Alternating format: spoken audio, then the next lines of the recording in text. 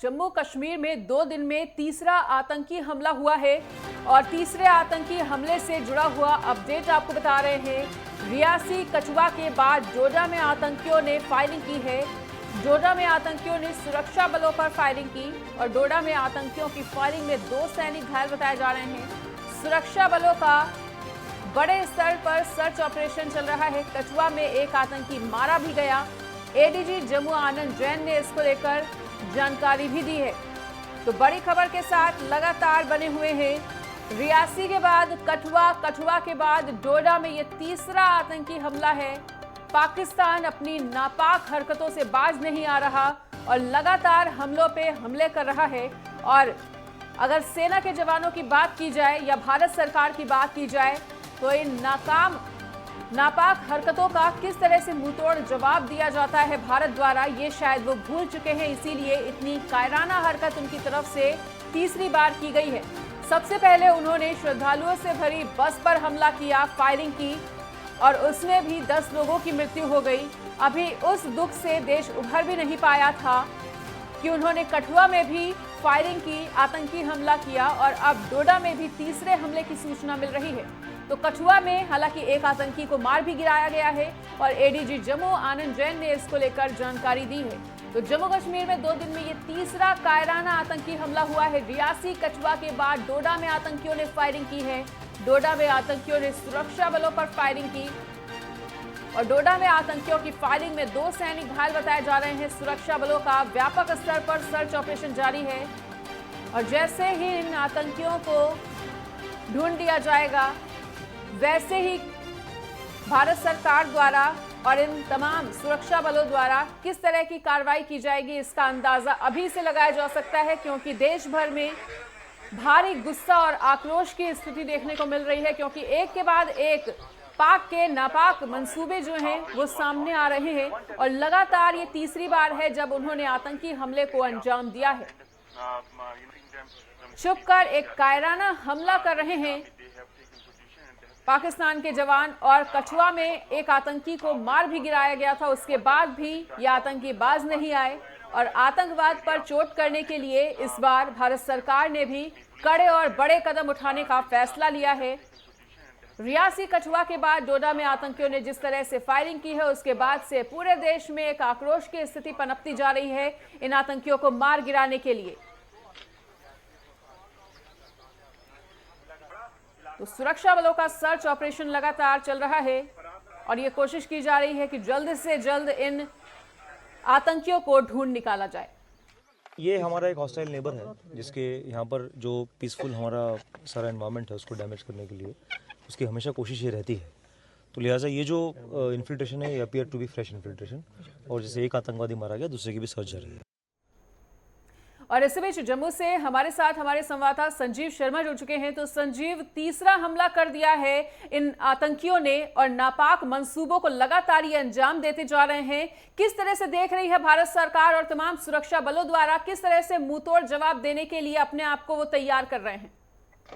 जी, आतंकियों की तरफ से 3 हमले लगातार किए गए हैं, क्योंकि पहले यात्रियों की बस पर और उसके बाद कठुआ में और उसके बाद डोडा में। मैं आपको बताता चलूं कि कठुआ में जब हमारी भारतीय सेना जम्मू कश्मीर पुलिस को कुछ इनपुट मिले उसके बाद पूरे इलाके में सर्च ऑपरेशन चलाया गया, क्योंकि जब से यात्रियों की बस पर जो आतंकियों ने गोलाबारी की उसके बाद पूरी सेना चाहे जम्मू कश्मीर पुलिस हो अलर्ट पर चल रही है। और उसी के दौरान जितने भी इलाके हैं उन इलाकों में सर्च ऑपरेशन चलाए जा रहे हैं। जमीन से लेकर आसमान तक नजर रखी जा रही थी, लेकिन ये 2 या 3 की संख्या में जो आतंकी थे ये कठुआ के हीरानगर में जो कुछ संदिग्ध लोगों ने देखे उसके बाद इनपुट मिले और उसके बाद सर्च ऑपरेशन चलाया गया। तभी इन आतंकियों ने गोलाबारी शुरू कर दी, जिसमें एक आम नागरिक जो घायल हो चुका है और एक सीआरपीएफ के जवान हैं वो भी घायल बताए जा रहे हैं। लेकिन एक आतंकियों को हमारी सेना के जवानों ने मार गिराया और बहुत बड़ी कामयाबी माने तो एक आतंकी जो है वो उसको ढेर कर दिया गया। रात के समय ही ढेर कर दिया गया था, क्योंकि काफी जंगल का इलाका है, वहां पर सेना के लिए भी एक बड़ी चुनौती है। लेकिन अभी भी उस इलाके में पूरा घेराबंदी की हुई है, पूरे इलाके को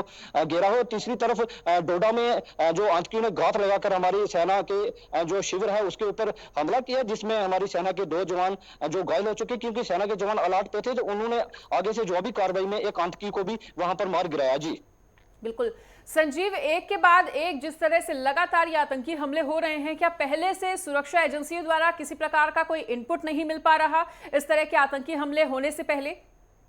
जी, मैं आपको बताता चलूं कि सुरक्षा एजेंसियों के पास पहले से ही इनपुट्स हैं।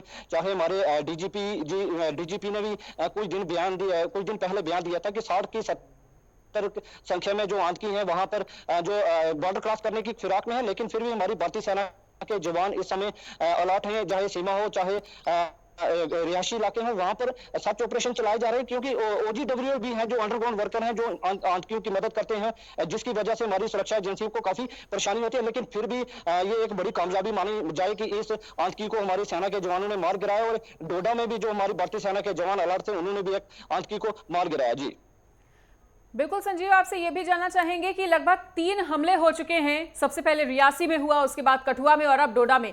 क्या किसी आतंकी संगठन ने अभी तक इन तीनों हमलों की जिम्मेदारी ली है? बिल्कुल, अभी तक जो जम्मू कश्मीर पुलिस या सेना की तरफ से कोई ऐसा बयान जारी नहीं किया गया है कि ये किस गुट की तरफ से हमला किया गया, लेकिन एक आतंकी का स्केच भी जारी किया गया है कि ये आतंकी कहाँ, क्योंकि इस आतंकी के जो जम्मू कश्मीर में काफी समय से पाया जा रहा है और ये बार बार जगह चेंज करके हमले कर रहा है, लेकिन उसका स्केच जारी किया गया, उसके ऊपर इनाम भी रखा गया हुआ है, पहले से ही इनाम रखा हुआ है। लेकिन हमारी जो सुरक्षा एजेंसियां हैं वो इस जुड़ी हुई है, और हमारी जम्मू कश्मीर पुलिस हो या सेना हो, सर्च ऑपरेशन चलाए जा रहे हैं, जल्द से जल्द इनको मार गिराया जाएगा। जी बिल्कुल संजीव, लेकिन क्या कमी रह जा रही है, क्योंकि हमारी भारतीय सेना हर मंसूबे को, हर नापाक मंसूबे का मुंहतोड़ जवाब देने के लिए हमेशा ही तत्पर रहती है, हमेशा ही तैयार रहती है, लेकिन इस बार आखिर कहां कुछ कमी छूट रही है, कहां कुछ मिसिंग है, जो इस तरह के हमले लगातार आतंकी करते जा रहे हैं और हमारे देश पर खतरा मंडराता जा रहा है?